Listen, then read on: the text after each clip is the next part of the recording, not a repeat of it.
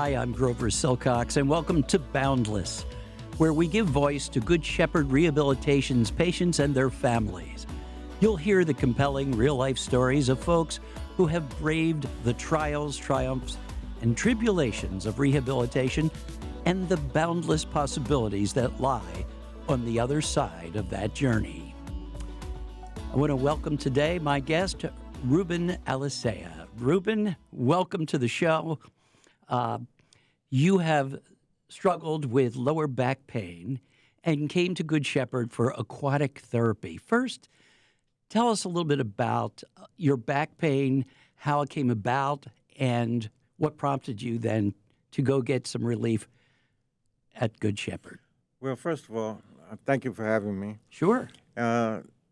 Basically, it started. I'm a veteran, and while I was in the service, one day we were unloading some heavy equipment, and I slipped and fell, and equipment, caused me to, strain my back, and I've been having difficulties with my back on and off since I left the military. Right. You were in the U.S. Army. Right. I was in the Army. I spent 16 years in the military, so. The back pain, developed while I was in service. I'm also was service connected from that injury as well. That's right. How severe was it? How did it limit you? Well, sometimes my back will lock up on me. I develop these spasms, and with these spasms, it precluded me from basically doing anything, until the pain subsided. And so I would be, limited in motion, limited in activities. I would be limited just all around. So what did you do for relief when this process first began? And then what then led you to Good Shepherd? Well, I went to my doctor, basically, my primary care doctor at the VA hospital, and I explained to him, my situation, that my back was getting worse than better. And so they scheduled me for an MRI, and then the MRI came back stating that I had two pinched nerves, and the way the doctors described it, really bad arthritis on my lower back. Right. So from there on, he recommended that I, have some physical therapy or aquatic therapy in this case. So I chose aquatic therapy to come to Good Shepherd. Right. And fortunately, you live close by. Right, I only live down the block from Good Shepherd, so that's an advantage that I have, into going to treatment. When you went to Good Shepherd and you started rehabilitation, what were your hopes? Did you feel that you could get the relief you needed?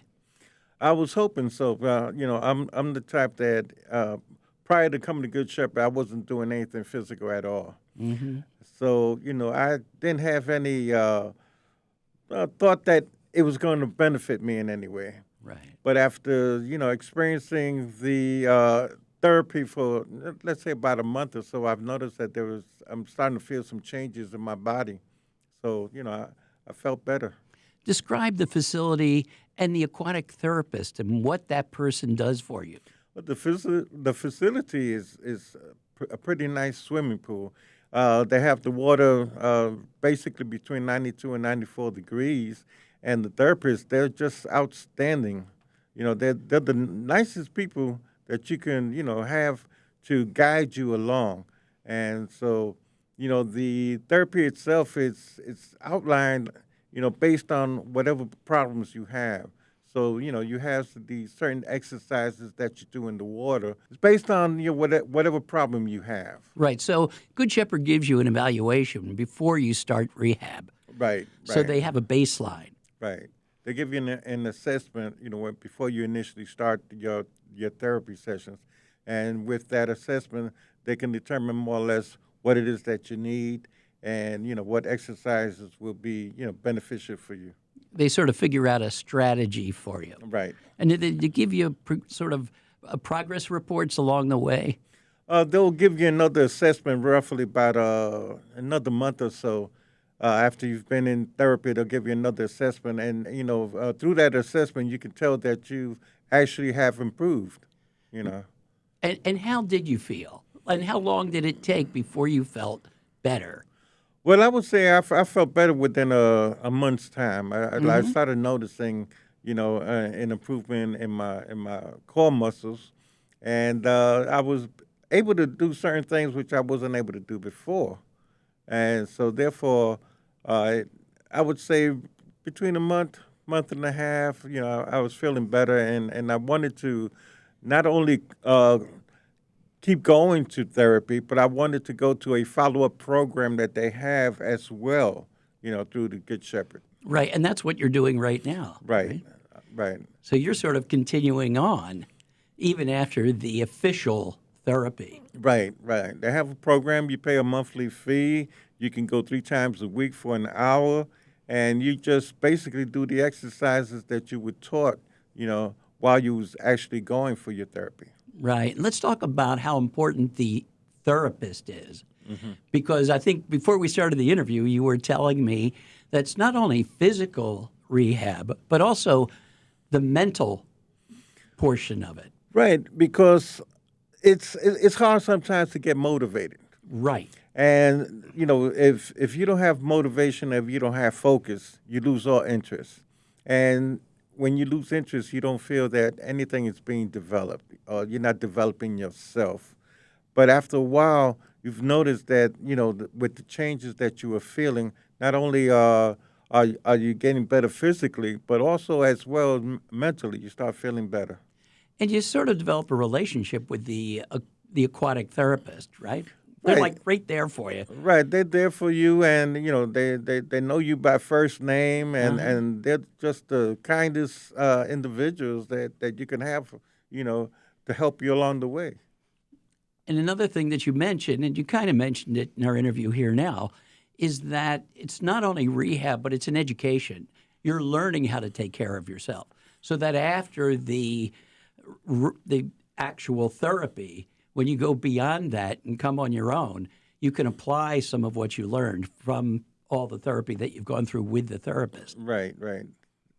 You can, continue doing the exercises that you were taught, and and in my case, I try to do my own exercises. I try to, make up exercises while I'm in the water. That's amazing. You've come up with your own exercises and things you can do that you know work because they make you feel better, Right. but they're kind of based on what you've learned. Right. And it's all because of that nice, warm 92, 94 degree water that they have, you know. Right. That sounds appealing even if you're not going through therapy. I mean, it's just a great thing. And not having exercised prior to that, you didn't want to do something that's really hard on your back or rough on your joints or tough on your muscles. So the water and the temperature and the therapist guiding you along all work together to get you where you need to be. Right, with the buoyancy of the water itself, it gives you the opportunity to perform certain exercises that you wouldn't be able to do otherwise, without being in the water. There are, certain exercises that, you don't strain yourself as much, so they would actually help you, along the way. It's like uh, they slowly help you, but in the long run, you know that something has occurred, something has happened. Right. How is your family and the people who support you in these efforts? How have they responded to the progress that you've made? Well, they're happy for me. They've noticed that there's a change going on. A change has developed. There are certain things that I'm able to do now I wasn't able to do before, especially sit-ups. I wasn't able to do sit-ups before, but now being that I've noticed my core developing, some more. That I'm able to do a few sit-ups here and there. That's really amazing. And then, can I ask you how old you are? I'm 69. 60. Wow, I must say you look very good. I wouldn't think you were 69. But it does seem that, as we get older, certainly after 65, those back problems start, other things begin, and it may feel almost impossible to improve on them. And yet, you're living proof that it can. Right, they can. Uh, Unless you motivate yourself, unless you focus, you're not going to really know that something can work. and but afterwards, after you try, you give yourself that start, that beginning. You've noticed that yes, this can work for me. Well, you're a terrific example and an inspiration for other people. And you kind of said it, but how would you talk to someone else thinking about it, suffering from similar problems? How would you encourage them to, hey, you can improve your situation? Just by doing it, because you have to start. If you don't start, you're never going to realize what it can do for you. So just go out there and see what the therapy can do for you, and just take that initial step. Once you take that initial step and you continue, that's all you need. And now, what does the future look like for you? Well, I'm hoping that I can continue going to aquatic therapy, and do it as a lifestyle. You know, that's what I want. To do. Let that be my physical, not only my physical therapy, but my exercise therapy. Where I can, just focus on doing something that's going to benefit me in the long run. Right. So, this whole journey that you've been on and continue to be on has improved you physically, but it also has lifted your spirits and made you very optimistic about the future. Right. At least that's what I'm hearing from you. Right. It has because I've noticed the change, and once you've noticed the change, then you become positive. Once you become positive, then you feel better. Well, that's great words for all of us. Thank you so much, Ruben, for being our guest today. We really appreciate it. Thank you for having me. You're welcome. And thank you for tuning in. We appreciate your support. Check in with us next time for another episode of Boundless and more personal stories of perseverance, health, and wellness from Good Shepherd Rehabilitation.